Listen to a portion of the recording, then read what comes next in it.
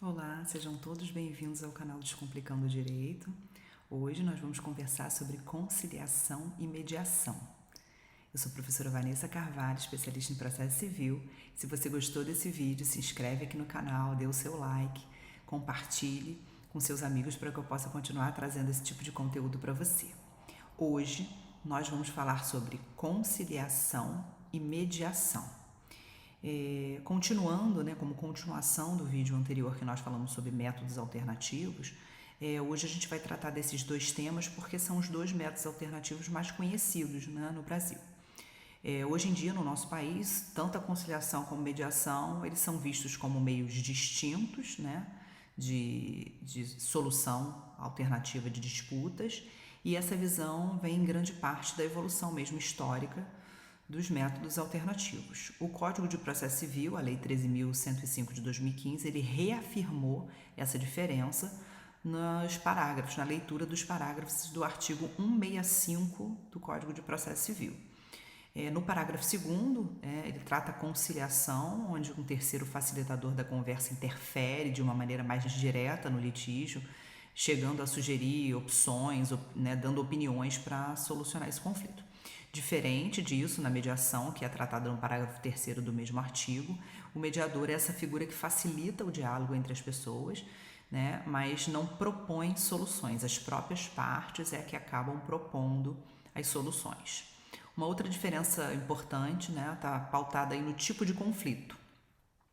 Os conflitos objetivos mais superficiais, ou seja, aqueles que não têm um relacionamento duradouro, um vínculo maior entre os envolvidos, a gente aconselha sempre o uso da conciliação. Já para os conflitos que a gente chama de subjetivos, ou seja, aqueles que existe uma relação entre os envolvidos, ou que essa relação vai perdurar, do relacionamento, a gente indica a mediação. Muitas vezes, durante o próprio procedimento, é observado o método mais adequado. Existe uma cartilha de um Tribunal de Justiça do Brasil muito interessante, que vem alguns questionamentos que valem a pena a gente refletir. E com esses questionamentos a gente acaba aprendendo muito sobre esses métodos alternativos. A primeira pergunta que vem nessa cartilha é: quem pode conciliar? A resposta é muito direta. Se você tem um processo na justiça ou um conflito, precisa de um auxílio externo para encontrar uma solução, você pode resolver esse conflito através da autocomposição, seja lá na conciliação ou na mediação. Tá bom, mas se eu efetivamente desejar, o que eu tenho que fazer? Hoje, como a gente já falou no vídeo anterior, você pode procurar um núcleo, um centro, um setor de conciliação e mediação dentro de uma unidade do Poder Judiciário, que esteja mais próxima da sua residência, explicar a situação do processo, afirmar que está procurando, que deseja uma solução mais adequada. E isso vale, inclusive, se você já tem uma ação tramitando em curso, seja na Justiça Federal, Estadual ou na própria Justiça do Trabalho, E aí a pessoa pode perguntar: e se a outra parte não aceitar? Aí não tem acordo. O juiz não pode obrigar ninguém a compor, nem aceitar um método alternativo. Nem a própria pessoa que está requerendo, nem a outra parte. É um procedimento que a gente chama de totalmente voluntário. O judiciário ele pode auxiliar nessa tentativa, tanto na conciliação quanto na mediação, mas realmente é baseado na vontade, no interesse das pessoas que estão envolvidas. A pessoa pode pensar: esse método é mais rápido? Claro que sim, Eles são formados participativamente, são rápidos normalmente. A pessoa que decide o que é melhor para ela, são métodos que não necessitam de apresentação de provas, documentos, oitivas de testemunha. E algumas pessoas perguntam: utilizar esses métodos significa que você não vai receber o que merece? Claro que não, tanto na conciliação como na mediação, você não tem o tudo ou nada, como às vezes acontece no judiciário.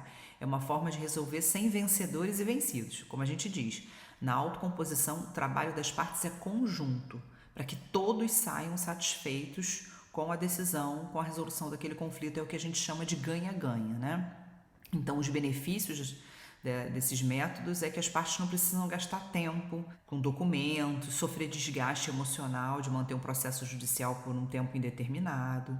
É um ato espontâneo, voluntário, é de comum acordo entre as partes, valoriza o que a gente chama de cultura da paz. E aí, às vezes, as pessoas leigas perguntam também: o resultado dessa conciliação tem validade jurídica? Sim. Todos os acordos obtidos por meio de conciliação e mediação têm força de decisão judicial, podem ser homologados por um juiz ao final, né? Agora, todo conflito pode ser solucionado por acordo?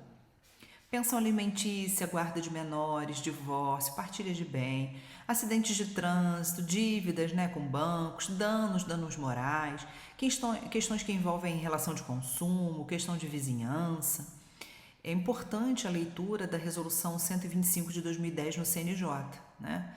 Em especial parágrafo 1º, parágrafo 7º, que tratam, né, conceituam e tratam muito bem desses tipos de tema.